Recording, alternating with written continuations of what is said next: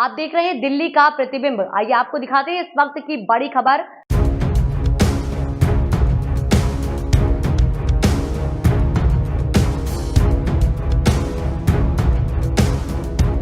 प्रधानमंत्री नरेंद्र मोदी ने सोमवार को अमेरिकी राष्ट्रपति जो बाइडेन से बातचीत की है। टेलीफोन पर हुई बातचीत के दौरान दोनों नेताओं ने वैश्विक मुद्दों पर चर्चा की। पीएम मोदी ने खुद अपने एक्स हैंडल से इसकी जानकारी दी है।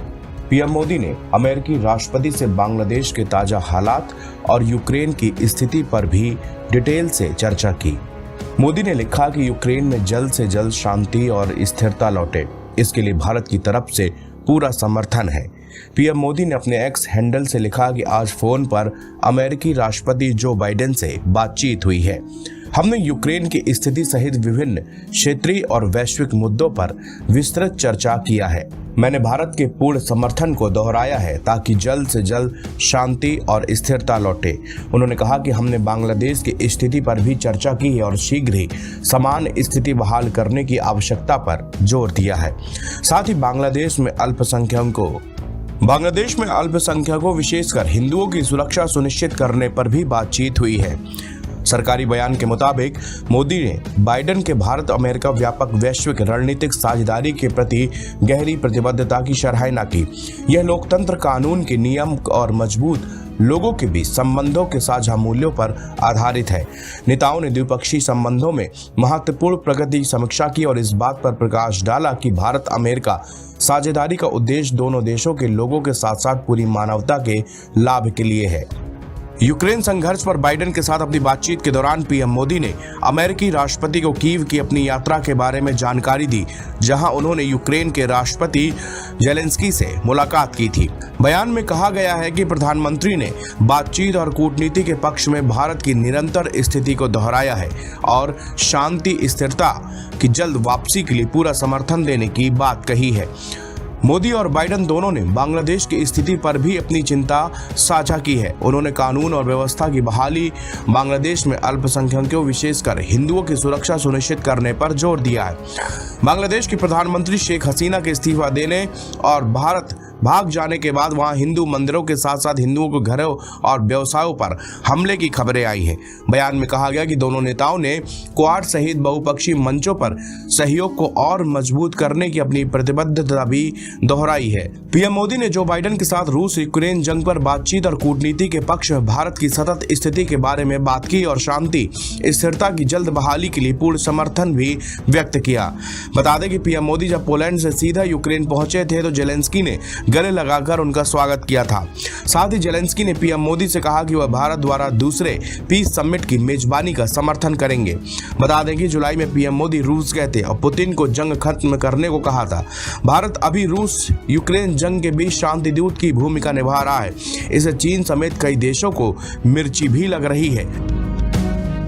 देखिए, बांग्लादेश में जो हिंदुओं पे अत्याचार हो रहा है, हिंदू बहन बेटियों की आबरू लूटी जा रही है, मंदिरों को तोड़ा जा रहा है और भारत का विपक्ष खामोश। राहुल गांधी का एक बयान बताइए जिसमें उन्होंने कहा हो कि हिंदुओं पे अत्याचार नहीं होना चाहिए। इनको लगता है कि जब तक सनातन को नहीं बांटा जाएगा तब तक बीजेपी को नहीं हराया जा सकता। मैं कहना चाहता हूं कि ना बंटने देंगे और ना कटने देंगे, ना बंटने देंगे ना कटने देंगे। देखिए, बांग्लादेश में जो हिंदुओं पे अत्याचार हो रहा है, हिंदू बहन बेटियों की आबरू लूटी जा रही है, मंदिरों को तोड़ा जा रहा है और भारत का विपक्ष खामोश। इनके मुंह से ये भी नहीं निकलता है। राहुल गांधी का एक बयान बताइए जिसमें उन्होंने कहा हो कि हिंदुओं पे अत्याचार नहीं होना चाहिए। अखिलेश यादव का एक बयान बताइए जिसमें कहा हो कि हिंदुओं पे अत्याचार नहीं होना चाहिए। उद्धव ठाकरे तक चुप हैं, शरद पवार जी चुप हैं, तेजस्वी चुप हैं, ममता बनर्जी चुप हैं। बंगाल में जो हो रहा है उसमें ये नहीं कहते भाई हिंदुओं पर अत्याचार नहीं हो। हिंदू शब्द उच्चारित करने से भी डरते हैं ये। इसीलिए योगी आदित्यनाथ जी ने जो बात कही है और पूरा का पूरा विपक्ष ये इस मौके की तलाश में है कि कैसे ही सनातन को बांट दिया जाए। इनको लगता है कि जब तक सनातन को नहीं बांटा जाएगा तब तक बीजेपी को नहीं हराया जा सकता है। इसलिए बांग्लादेश की जो स्थिति है और जो बंगाल की स्थिति है उसे देखते हुए योगी आदित्यनाथ जी ने ये बात कही है। मगर मैं दूसरी बात कहना चाहता हूँ। मैं कहना चाहता हूँ कि ना बंटने देंगे और ना कटने देंगे, ना बंटने देंगे ना कटने देंगे।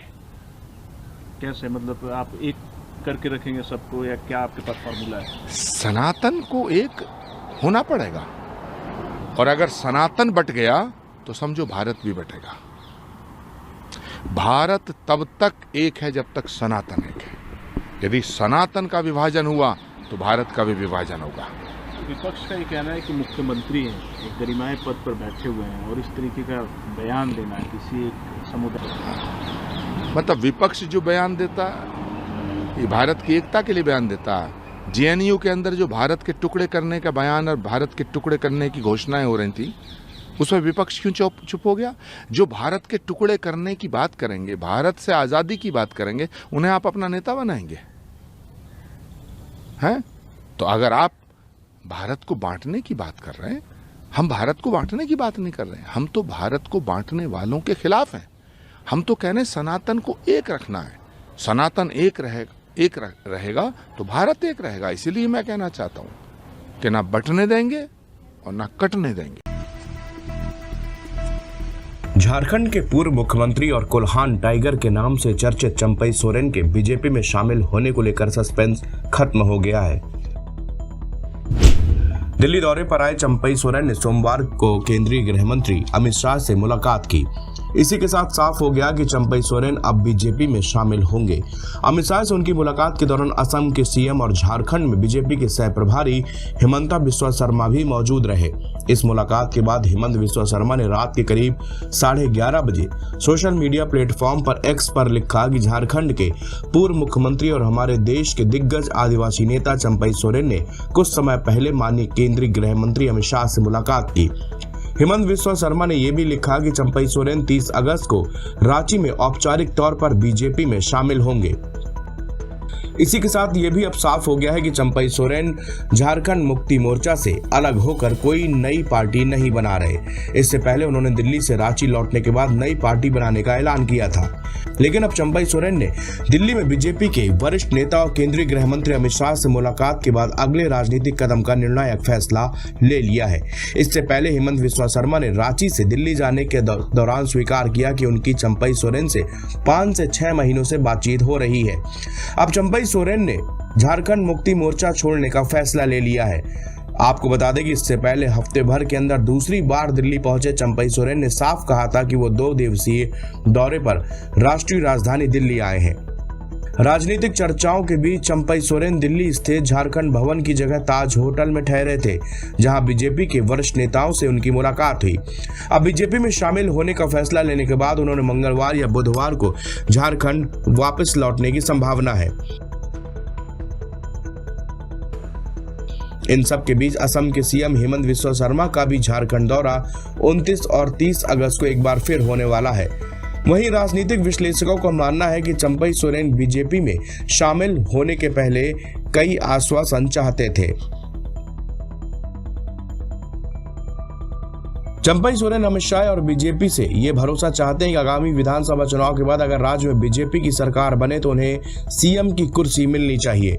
इसके अलावा वो अपने बेटों को राजनीति में स्थापित करना चाहते हैं। इसके साथ ही राजनीतिक जानकारों का यह भी मानना है कि दिल्ली में बीजेपी नेताओं से बातचीत कर झारखंड लौटने के बाद चंपई सोरेन हेमंत सोरेन कैबिनेट और झारखंड मुक्ति मोर्चा यानी कि जेएमएम की प्राथमिक सदस्यता समेत सभी पदों से इस्तीफा देंगे। इसके साथ ही चंपई सोरेन 30 अगस्त को रांची में एक बड़ी रैली कर बीजेपी में शामिल हो जाएंगे।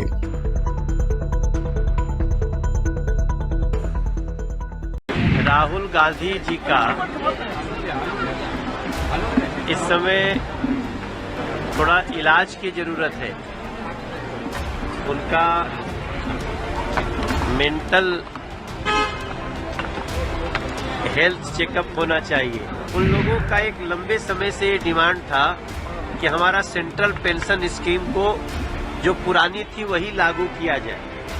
और आप सबको जानते हुए बड़ी खुशी की बात है कि 2 दिन पहले सेंट्रल पेंशन स्कीम को नरेंद्र मोदी जी की सरकार उन्होंने इसको मंजूरी दे दी है। राहुल गांधी जी का इस समय थोड़ा इलाज की जरूरत है। उनका मेंटल हेल्थ चेकअप होना चाहिए। सबसे जो चिंता की बात है कि आप दुनिया भर का जात जानना चाहते हैं और अपना जाति नहीं बताना चाहते हैं, ऐसा क्यों? वो कहते, उनसे जब पूछा गया कि आपकी जाति क्या है, तो उन्होंने कहा कि इन्होंने मुझे गाली दिया। अगर राहुल गांधी जी से जात पूछा जाए तो उनको लगता है कि गाली दिया गया है, तो फिर दूसरे की जात पूछते हैं तो वो भी तो गाली हुई। तो वो सबको गाली देना चाहते हैं और अपने को उससे बचाना चाहते हैं। तो मैं समझता हूँ ऐसे व्यक्ति का मेंटल हेल्थ चेकअप होना चाहिए। ये देश अपनी प्रतिभाओं से जिसको जो आगे बढ़ना होता है बढ़ता है, और इस देश के हर बच्चे में प्रतिभा है। जरूरत है समय पे उस प्रतिभा को तराशने की, लेकिन पता नहीं, चूंकि इन लोगों को इतना दिन से सत्ता में रहने का आदत हो गया था राहुल जी को, कि सत्ता से निकलने के बाद वैसे ही तड़प रहे हैं जैसे मछली को पानी से निकाल दो। पेंशन पॉलिसी सर पास कर दी गई है कल। इस देश के जितने सरकारी केंद्रीय कर्मचारी हैं, उन लोगों का एक लंबे समय से ये डिमांड था कि हमारा सेंट्रल पेंशन स्कीम को जो पुरानी थी वही लागू किया जाए। और आप सबको जानते हुए बड़ी खुशी की बात है कि 2 दिन पहले सेंट्रल पेंशन स्कीम को नरेंद्र मोदी जी की सरकार, उन्होंने इसको मंजूरी दे दी है। अभी हम और ललन सिंह जी साथ में ही आए फ्लाइट से, वो भी बहुत प्रसन्नता व्यक्त कर रहे थे। और मैं समझता हूं ये देश के जितने सरकारी कर्मचारी हैं उनके लिए बहुत ही खुशी की बात है कि जो भी सरकारी कर्मचारी की जब नौकरी खत्म हो रही होगी या जब वो छोड़ रहे होंगे, तो उसके 1 साल पहले जो उनका वेतन होगा उसका 50% उनको पेंशन के रूप में मिलेगा। और ये मुझे लगता है देश के लगभग 10 करोड़ लोगों के लिए, 10 करोड़ परिवारों के लिए एक बहुत बड़ा समाचार है। नरेंद्र मोदी जी को धन्यवाद। राहुल डबल इंजन की सरकार है, उसके बावजूद भी बिहार में विकास नहीं हुआ है। सभी मामलों में बिहार पिछड़ भी रहा है। बेरोजगारी, महंगाई और भी कई सारे मामलों को उठा रहे हैं। देखिए, वो तो खुद भी रहे। एक बहुत बड़ा वादा करके तेजस्वी बाबू आए थे कि हम आते ही 10 लाख लोगों को नौकरी देंगे। काफी 2.5-3 साल रहे, तो 2.5-3 साल में कम से कम 5 लाख को तो दे देना चाहिए था, लेकिन 500 को भी नहीं दे पाए। तो तेजस्वी बाबू को मैं इतने कहना चाहूंगा, देखिए, हम ये नहीं कह रहे हैं कि बिहार के हर एस्पिरेशन को हमने पूरा कर दिया है, लेकिन बिहार बहुत तेजी से विकसित राह पे चल रहा है। और बिहार को इस बजट में 26,000 करोड़ रुपया दिया गया है। अब उसका तो विरोध कर रहे थे तेजस्वी बाबू। आप अगर विपक्ष में हो के भी बिहार के समर्थक हैं, तो बिहार में जो इस बजट में स्पेशल दिया गया है, टोटल देखेंगे तो करीब 48,000 करोड़ का इसी बजट में है। लेकिन उसकी तारीफ करने की बजाय तेजस्वी बाबू को आदत पड़ गई है केवल विरोध करना है। मुझे लगता है जो बिहार को प्यार करता है वो बिहार के हर बेहतरी को स्वीकार भी करता है। कटेंगे तो कटेंगे। आप देख रहे हैं ना, बांग्लादेश में देख रहे हो ना, तो वो गलतियां यहां नहीं होनी चाहिए। कटेंगे तो कटेंगे, एक रहेंगे तो नेक रहेंगे। हेट स्पीच देते हैं मुसलमानों के बारे में। योगी ने खुद कहा था ठोक देंगे, तो उनके मुंह से जब इतने सब अनाप शनाप बातें निकलती हैं, तो फिर वो तो कुछ और ही बात कर रहे हैं। तो बांटेंगे तो कटेंगे, भाई आप ही तो बांट रहे हैं। कौन बांट रहा है? आप ही तो बांट रहे हैं। राष्ट्र से बढ़कर के कुछ नहीं हो सकता, कुछ नहीं हो सकता। और राष्ट्र तब सशक्त होगा जब हम एक रहेंगे, नेक रहेंगे, तभी नेक रहेंगे। बटेंगे तो कटेंगे। आप देख रहे हैं ना, बांग्लादेश में देख रहे हो ना, तो वो गलतियां यहां नहीं होनी चाहिए। बटेंगे तो कटेंगे, एक रहेंगे तो नेक रहेंगे, सुरक्षित रहेंगे और समृद्धि की पराकाष्ठा को पहुंचेंगे। हमें विकसित भारत की संकल्पना को साकार करने के लिए कार्य करना है। मैं एक बार फिर से राष्ट्रवीर दुर्गादास राठौर जी के इसी चरणों में कोटि कोटि नमन करते हुए, आज उनकी भव्य प्रतिमा यहां पे लगी है। राष्ट्र के प्रति समर्पण और श्रद्धा का भाव जिन्होंने अपने शौर्य और पराक्रम से दिया था, वह श्रद्धा का भाव हमारे मन में सदैव बना रहे, इस विश्वास के साथ आप सबको एक बार फिर से जन्माष्टमी की इस पावन तिथि पर हृदय से बधाई देता हूं। देखिए, योगी आदित्यनाथ ने खुद वो भारत की बेइज्जती कर रहे हैं, भारत को कंपेयर कर रहे हैं बांग्लादेश से। क्या वो ये कहना चाहते हैं कि भारत में इलेक्शंस रिग होते हैं? क्या वो ये कहना चाहते हैं कि नरेंद्र मोदी की सरकार इनस्टेबल है? और भारत को बांग्लादेश से वो क्यों कंपेयर कर रहे हैं? और क्या वो ये कहना चाह रहे हैं कि भारत की जनता देश की वफादार ना रहें बल्कि मोदी की वफादार रहें? और अगर नहीं करेंगे तो जिस तरह शेख हसीना ने बांग्लादेश में मासूम लोगों पर गोलियां चलवाई, क्या वो गोलियां चलवाएंगे? अब वो बात करते हैं देश की यूनिटी के बारे में। तो यूनिटी देश की कब होगी? जब इंसाफ होगा। और खुद योगी ने उनके राज में कई फॉल्स एनकाउंटर्स हुए अल्पसंख्यक समाज मुसलमानों के। उनके राज में आज भी बुलडोज़र के ज़रिए मुसलमानों के घरों को तोड़ दिया जाता है। तो और उन्हीं के राज में लोग बोलते हैं कि मुसलमानों का क्या जेनोसाइड, नरसंहार हो। वो खुद हेट स्पीच देते हैं मुसलमानों के बारे में। योगी ने खुद कहा था ठोक देंगे। तो जब वो खुद इस तरह की बातें करते हैं और देश की अखंडता और यूनिटी की बात जब वो करते हैं, तो उनके मुंह से जब इतने सब अनाप शनाप बातें निकलती हैं, तो फिर वो तो कुछ और ही बात कर रहे हैं। तो बांटेंगे तो कटेंगे, भाई आप ही तो बांट रहे हैं। कौन बांट रहा है? आप ही तो बांट रहे हैं। आप ही ने कहा था कि इस बाई इलेक्शन जो होने जा रहे हैं उसमें मुसलमान और यादव ऑफिसर्स नहीं होना चाहिए। तो ये सब बातें जो हैं ये इसलिए कर रहे हैं क्योंकि उनको नज़र आ रहा है कि उन्हीं की पार्टी के लोग उनको हटाना चाहते हैं मुख्यमंत्री के पद से।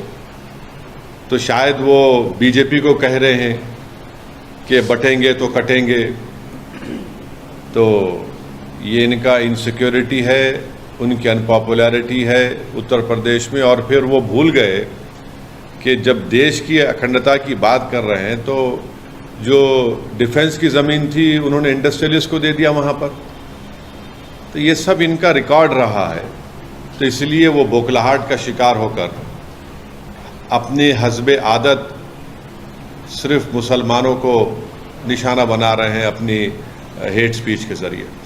सर, ओवैसी योगी आदित्यनाथ ने ये भी कहा है कि आप डरते क्यों हैं? जब पैलेस्टाइन की बात करते हैं तब आप कुछ नहीं, पैलेस्टाइन के सपोर्ट में बात करते हैं, और जब बांग्लादेश की बात आती है वहाँ पे हिंदू मंदिर और लोगों पे वहाँ पे अटैक्स हो रहे हैं, तब आप क्यों नहीं कुछ बात करते?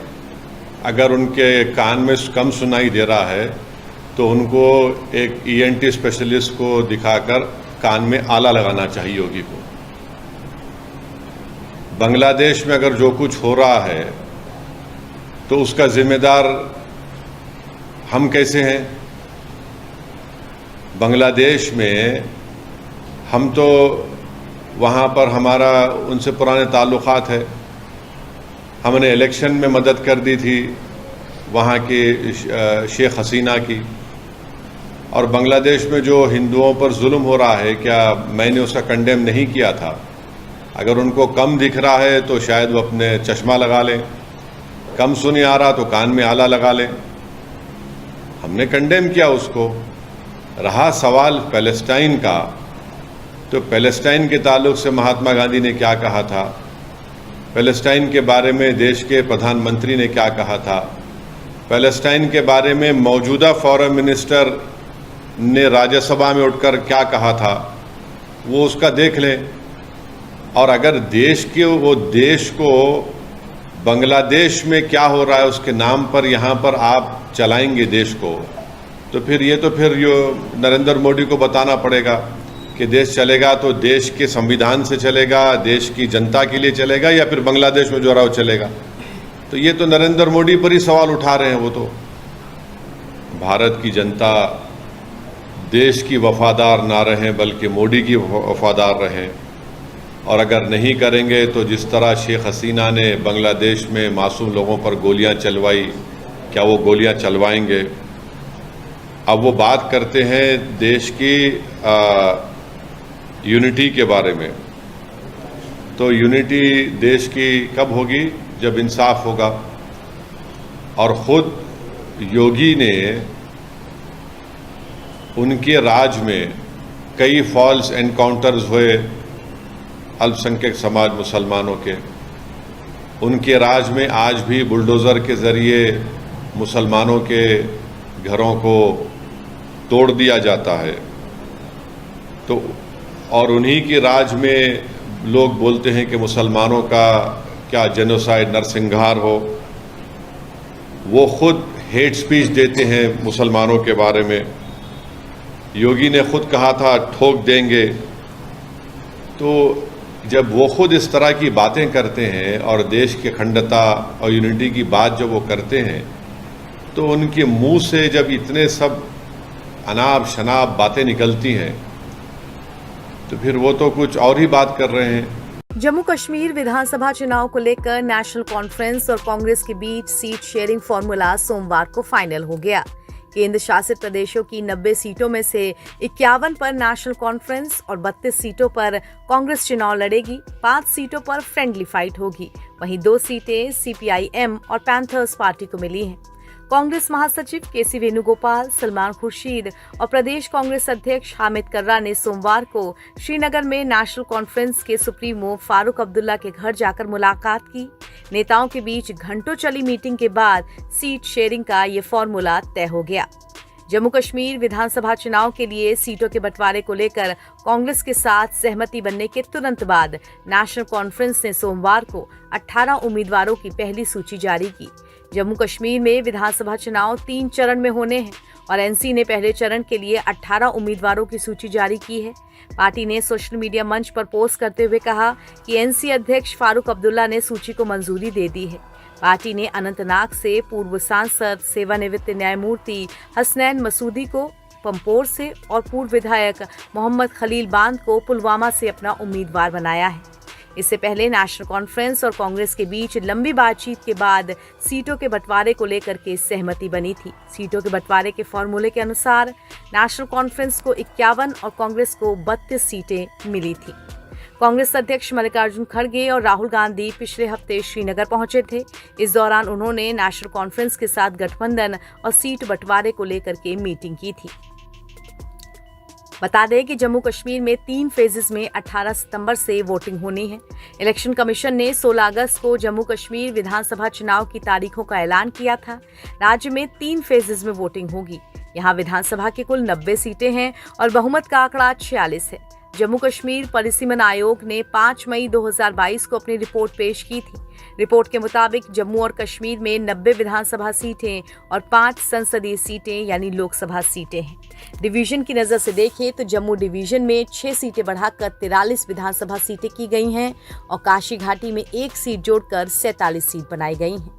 आखिरी बार 2014 में जम्मू कश्मीर के विधानसभा चुनाव हुए थे। तब बीजेपी और पीडीपी ने गठबंधन सरकार बनाई थी। 2018 में गठबंधन टूटने के बाद सरकार गिर गई। जिसके बाद राज्य में 6 महीने तक राज्यपाल शासन, जो उस समय जम्मू कश्मीर के संविधान के अनुसार था, वो लागू रहा और इसके बाद राष्ट्रपति शासन लागू हो गया। राष्ट्रपति शासन के बीच 2019 के लोकसभा चुनाव हुए, जिसमें बीजेपी भारी बहुमत के साथ केंद्र में लौटी। इसके बाद 5 अगस्त 2019 को बीजेपी सरकार ने आर्टिकल 370 खत्म करके राज्य को 2 केंद्र शासित प्रदेशों जम्मू कश्मीर और लद्दाख में बांट दिया। इस तरह जम्मू कश्मीर में 10 साल बाद विधानसभा चुनाव हो रहे।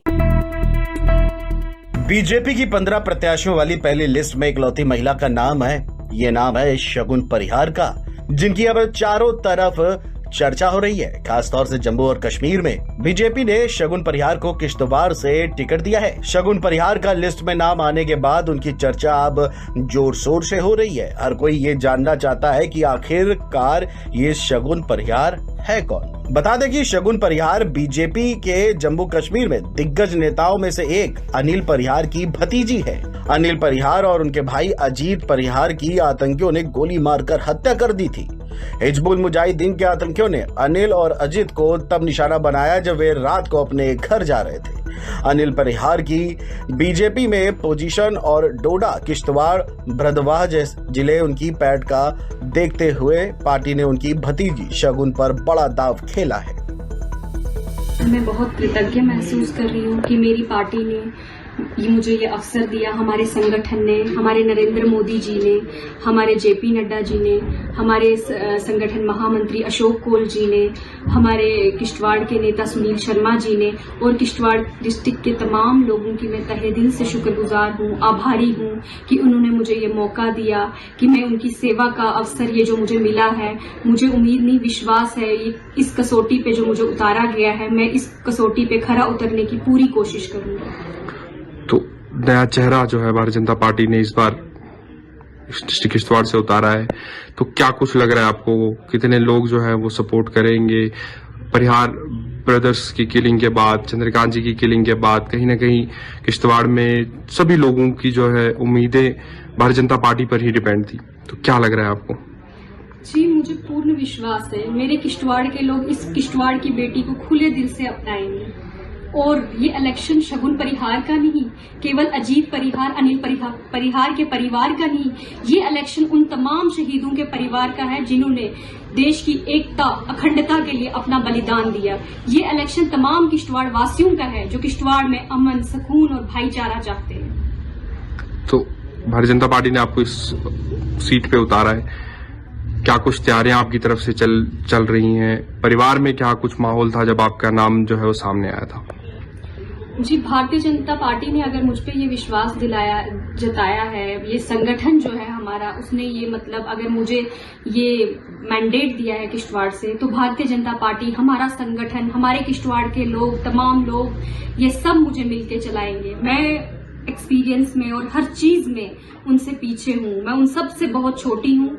मुझे उम्मीद नहीं विश्वास है यहाँ का प्रत्येक व्यक्ति मेरा मार्गदर्शन कदम कदम पे करेंगे। तो परिवार में क्या कुछ माहौल था? क्योंकि शहीद अनिल जी, अजीत जी कहीं ना कहीं शहीद हुए थे 2019 की बात, 18 की बात करें तो उसके बाद से थोड़ा परिवार जो है कहीं ना कहीं एक बड़े का साया, जिसको मैं कहूंगा कि वो इस परिवार से उठ चुका था, तो उसके बाद आपका नाम आज सुबह आना, परिवार में क्या कुछ माहौल जो है था?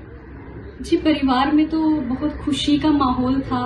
कहीं ना कहीं हम छोटे पापा को बहुत मिस कर रहे थे। हम सभी लोग की मतलब जो चीजें हमने उनके लिए सोची थी वो चीजें हमें आज मिल रही हैं। मतलब इस चीज को लेके मैं आपसे क्या कहूँ, मतलब ये चीजें बहुत इमोशनल, मैं ज्यादा कहूंगी तो मैं रो दूंगी और मैं नहीं चाहती मैं अपनी कमजोरी आप सबके सामने दिखाऊं।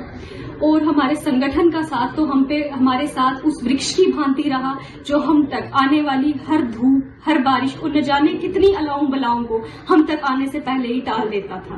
भारतीय जनता पार्टी एक बहुत बड़ी पार्टी है, एक बहुत बड़ा संगठन है जो अपने हर व्यक्ति तक पहुंचता है, अपने हर व्यक्ति का ध्यान एक परिवार के सदस्य की तरह रखता है।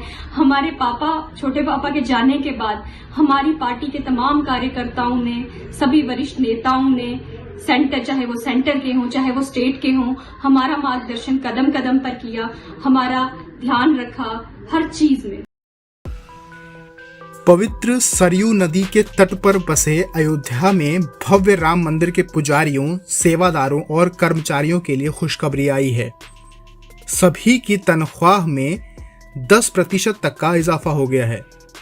22 जनवरी 2024 को भव्य मंदिर में रामलला की प्राण प्रतिष्ठा हुई थी। इसके बाद प्रभु राम अपने भव्य महल में विराजमान हो गए थे।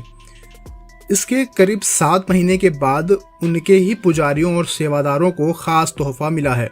यहाँ के मुख्य पुजारी, सहायक पुजारी, सेवादारों और कर्मचारियों की सैलरी में 10% तक की बढ़ोतरी कर दी गई है। मासिक वेतन में बढ़ोतरी के अनुसार अब मुख्य पुजारी का वेतन 35,000 और सहायक पुजारियों का वेतन 33,000 था, जिसे अब 10% तक बढ़ा दिया गया है। यानी इस बढ़ोतरी के बाद अब मुख्य पुजारी को 38,500 रुपये तो सहायक पुजारियों को 36,300 रुपये की तनख्वाह मिला करेगी। इसके साथ ही रामलला के कोठारी, भंडारी और कर्मचारियों के वेतन में भी बढ़ोतरी कर दी गई है। अयोध्या में साल 1992 में विवादित ढांचा विध्वंस होने के बाद रिसीवर ने मुख्य पुजारी का वेतन 100 रुपये प्रति महीने का निर्धारित किया था। श्री राम मंदिर जन्मभूमि तीर्थ क्षेत्र ट्रस्ट गठित होने के पहले मुख्य पुजारी का वेतन 12,000 रुपये था। जब व्यवस्था ट्रस्ट के हाथ में आई तो सबसे बड़ी बढ़ोतरी साल 2020 में हुई और मुख्य पुजारी का वेतन पहले 15,000 और फिर 25,000 रुपये कर दिया गया। राम मंदिर के मुख्य पुजारी आचार्य सत्येंद्र दास ने इस खबर की पुष्टि करते हुए राम मंदिर ट्रस्ट का आभार जताया है। इसके साथ ही अन्य पुजारियों और कर्मचारियों ने भी आभार प्रकट किया है। इस साल 22 जनवरी 2024 को अपनी जन्मभूमि पर बने भव्य मंदिर में रामलला की प्राण प्रतिष्ठा हुई थी और उसके बाद प्रभु राम अपने भव्य महल में विराजमान हो गए थे। दिव्य मूर्ति की स्थापना के साथ ही कार्यक्रम में बड़ी बड़ी हस्तियां मौजूद थे। प्रभु के दर्शकों की तादाद तब से लेकर अभी तक कम होने का नाम नहीं ले रही है। मीडिया रिपोर्ट्स के अनुसार आचार्य सत्येंद्र दास ने कहा कि सभी चीजें सुगम हो गई है। भोग, राग और वेतन सब ठीक हो गया है। पहले रिसीवर से मांग करना पड़ता था, अब जितना भोग में लगता है उसका बिल बन जाता है। जो भी सामान सप्लाई करने वाले लोग हैं उनके खाते में सीधा पैसा भेज दिया जाता है। पहले हमारा वेतन 35,000 था, अब 3500 बढ़ा तो 38,500 रुपये हो गया। वहीं सहायक पुजारियों का वेतन 33,000 रुपये था, जो अब 3,000 रुपये की बढ़ोतरी के बाद 36,000 रुपया हो गया है। महाराष्ट्र के सिंधुदुर्ग जिले के एक किले में मराठा शासक छत्रपति शिवाजी महाराज की 35 फीट ऊंची मूर्ति सोमवार को ढह गई। इसे लेकर अब सियासी बवाल शुरू हो गया है। समाजवादी पार्टी के मुखिया अखिलेश यादव ने सोमवार को महाराष्ट्र में छत्रपति शिवाजी महाराज की मूर्ति गिरने को लेकर बीजेपी सरकार की आलोचना की और कहा कि बीजेपी का हर निर्माण, हर प्रोजेक्ट भ्रष्टाचार की भेंट चढ़ रहा है। उन्होंने कहा कि महाराष्ट्र की जनता आगामी चुनाव में बीजेपी सरकार को हटाकर इसका जवाब देगी। सोशल मीडिया पर पोस्ट करते हुए अखिलेश यादव ने लिखा है, भाजपा द्वारा किए जाने वाला हर निर्माण भ्रष्टाचार की भेंट चढ़ जाता है। महाराष्ट्र के सिंधुदुर्ग में छत्रपति शिवाजी महाराज की मूर्ति का गिरना, जिसका उद्घाटन स्वयं प्रधानमंत्री ने किया था, अत्यंत दुर्भाग्यपूर्ण घटना है। इसके निर्माण में शामिल सभी सरकारी और गैर सरकारी व्यक्तियों की गहन जांच होनी चाहिए और सख्त से सख्त दंडात्मक कार्रवाई की जानी चाहिए। उन्होंने पोस्ट में कहा, ये न केवल महाराष्ट्र के लोगों के लिए बल्कि पूरे देश के लोगों के लिए एक भावनात्मक झटका है। महाराष्ट्र की जनता आगामी चुनाव में भाजपाई भ्रष्टाचार के ऐसे कुकृत्यों का जवाब सरकार को गिरा कर देगी। इससे पहले महाराष्ट्र के मुख्यमंत्री एकनाथ शिंदे ने राजकोट किले में छत्रपति शिवाजी महाराज की मूर्ति गिरने को दुर्भाग्यपूर्ण बताया था और घोषणा की थी कि पीडब्ल्यूडी और नौसेना के अधिकारी 27 अगस्त को घटनास्थल का दौरा करेंगे और इसके पीछे के कारणों की जांच करेंगे। वहीं शिवसेना यूबीटी ग्रुप ने मुख्यमंत्री एकनाथ शिंदे की सरकार और बीजेपी पर निशाना साधा है। शिवसेना नेता संजय राउत ने कहा कि लोकसभा चुनाव के चलते जल्दबाजी में मूर्ति का अनावरण किया गया था ताकि लोगों के वोट मिल सकें। जिस जल्दबाजी में लोकसभा चुनाव को ध्यान में रखकर सिंधुदुर्ग किले पर वो स्टैचू का उद्घाटन किया, मुझे लगता है बहुत ही घटिया तरीके से काम किया। छत्रपति शिवाजी महाराज एक ऐसी युग पुरुष थे जिनके लिए थोड़ा टाइम देना चाहिए था, लेकिन चुनाव के लिए, वोटों के लिए छत्रपति शिवाजी महाराज का अपमान किया। मोदी जी के हाथ से प्रतिष्ठापना की। लगता है छत्रपति शिवाजी महाराज को ये मान्य नहीं। अब कांग्रेस भी इस मामले में बीजेपी पर हमलावर है और अपने सोशल मीडिया हैंडल से उन्होंने एक वीडियो पोस्ट करते हुए लिखा है, जिस वीडियो में पीएम मोदी शिवाजी की मूर्ति का अनावरण कर रहे हैं। वो लिखते हैं, बीजेपी सरकार में भ्रष्टाचार चरम पर है। नरेंद्र मोदी ने 4 दिसंबर 2023 को महाराष्ट्र के राजकोट में छत्रपति शिवाजी महाराज का अनावरण किया था। अब करीब 8 महीने बाद छत्रपति शिवाजी महाराज की प्रतिमा ढह गई। हालात ये हैं कि भ्रष्टाचार के मामले में महापुरुषों को भी नहीं बख्शा जा रहा। बता दें कि महाराष्ट्र के सिंधुदुर्ग में पिछले कुछ दिनों से तेज बारिश और हवाएं जारी हैं। छत्रपति शिवाजी महाराज की प्रतिमा मालवन स्थित राजकोट किले में सोमवार दोपहर 1 बजे ढह गई। भारतीय नौसेना ने 4 दिसंबर 2023 को नौसेना दिवस पर अनावरण की गई छत्रपति शिवाजी महाराज की प्रतिमा के ढहने पर चिंता व्यक्त की है। अधिकारियों ने कहा है कि विशेषज्ञ इस मूर्ति के ढहने के सही कारणों का पता लगाएंगे, लेकिन जिले में पिछले 2-3 दिनों से भारी बारिश और तेज हवाएं देखी जा रही हैं। बता दें कि पीएम मोदी ने पिछले साल 4 दिसंबर को नौसेना दिवस के मौके पर इस प्रतिमा का अनावरण किया था। ये थी इस वक्त की बड़ी खबर। बाकी खबरों के लिए आप देखते रहिए दिल्ली का प्रतिबिंब।